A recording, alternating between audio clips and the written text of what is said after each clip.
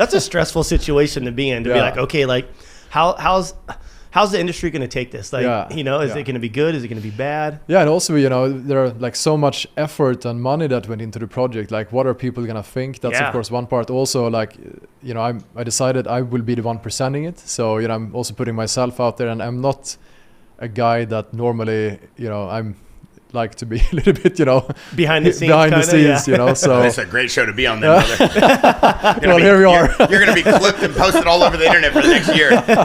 You know, so it was a bit scary for sure. And then when we launched, we saw that like immediately just took off, and orders started like flooding in. But what made it even more nerve-wracking was that the website started crashing. You know, like we weren't ready for the traffic. So really? The first 24 hours, we had 6 hours live. So it just went up, crashed, went up, crashed. It was no way.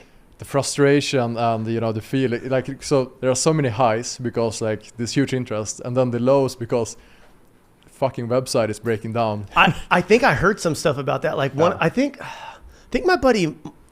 heard one of my buddies tried to buy a bike, and then it went through, but then the site crashed, and then so he tried it again, bought another one, and he ended up with like 2 bikes, but he thought he only bought one or something like that. So he sold it to like one of his buddies. Okay. Yeah. But I remember hearing something about that. Yeah. Where was all the traffic coming from? How did you Everywhere, launch right? the marketing? Everywhere, yeah. I mean, US for sure #1, but all over the world. But through paid media, or did you have athletes, or what was your initial perspective on the launch? Yeah, so let's say the strategy for the launch was, first of all, keep silent. So if you want to make something newsworthy, it needs to be something people don't already know. Like that's, you know, very basic thing, right? So we decided to keep it 100% confidential up until the launch. We didn't post That is a name, awesome. nothing. That's hard to do.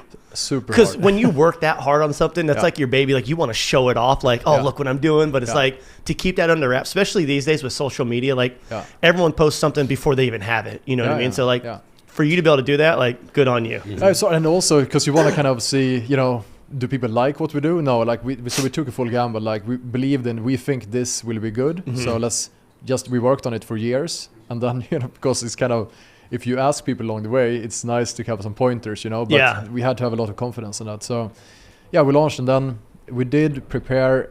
We talked to some medias before under embargo, so that they had the content, so that everyone went live at the same time.